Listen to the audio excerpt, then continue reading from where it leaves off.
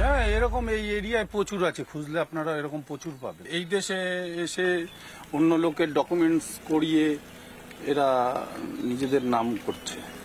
এই ডকুমেন্টস গুলো করতে সাহায্য করছে কারা? কারা করবে এখানে আপনারা তো ভালো মতনই জানেন কারা করতে পারে। যারা শাসকে রয়েছে তারাই করছে। নতুন জমি কিনে বাড়ি করে এরকম প্রচুর, এরা তো সবই বাংলাদেশ থেকে আসা, এরকম প্রচুর লোক। এই পাড়া বলে না, আপনি এই দত্তপুকুর সার্কেলে প্রচুর জায়গায় যদি ভোটার তালিকা যদি বার হয় তাতে দেখা যাবে যে 60-40 হবে, সেটাতে 40% হয়তো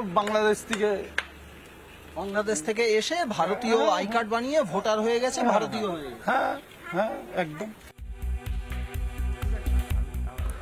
যে ছবি আমি দেখালাম সেখানে বলা হচ্ছে যে প্রায় 40% বাসিন্দা হচ্ছে সেখানকার বাংলাদেশে। তারা নিজেরা বুঝতে পেরেছেন, জেনেছেন, তারপরেও কোনো রকম পদক্ষেপ নেওয়া হচ্ছে না।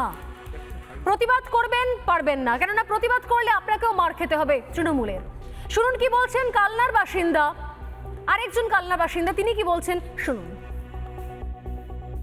এই ফটকদারের ঠিকানা ব্যবহার করে দুই বাংলাদেশি ভারতীয়দের নথি বানিয়ে ফেলেছে, আধার কার্ড বানিয়ে ফেলেছিল।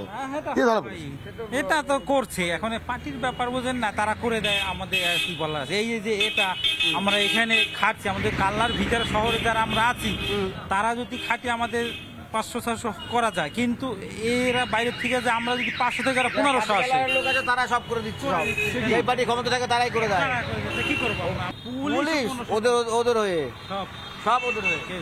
আপনি ধরিয়ে দিলে আপনাকে মারবে।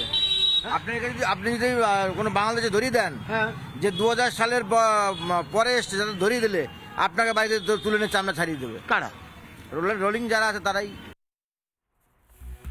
যখন একের পর এক এ ধরনের সরকারের মানবিক, শাসক দলের মানবিক মুখ বলেছে আজকে মুখ্য সচিব, তিনি বলেছেন যে আমাদের একটু মানবিক হতে হবে, কারণ যদি পদক্ষেপ নেওয়া হয় যারা যারা জালিয়াতি করেছেন সরকারি অফিসার, তাহলে তারা মানসিকভাবে নাকি দুর্বল হয়ে যাবে। কিন্তু জানি না যে মানসিকভাবে সবল করার জন্য সরকার আর কি করতে পারে।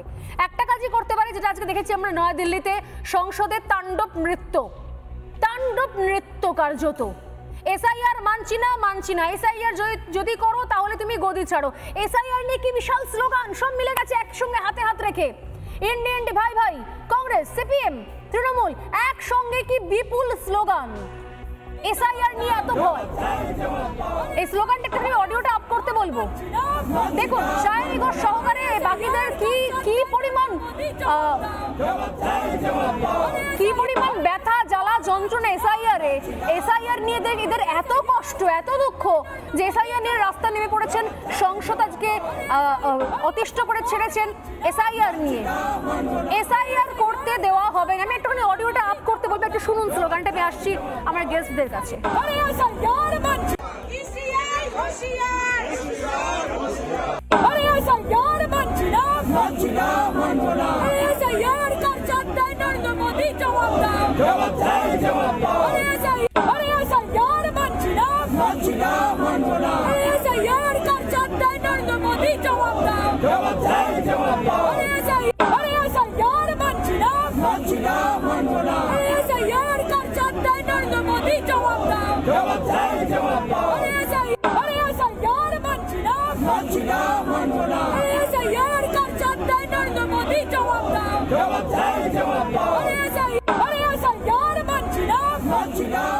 যখন বিরোধীরা এসআইআর মানবো না করে, এসআইআর কে মানতে চায় না, এসআইআর আটকাতে চায় প্রাণপণ, মানে সবাই মিলে একসঙ্গে ইন্ডি হাতে হাত রেখে কংগ্রেস, তৃণমূল, বামেরা একসঙ্গে যখন রাস্তায় নামতে শুরু করে, তখন বুঝতে হবে যে এসআইআর হওয়াটা কত জরুরি।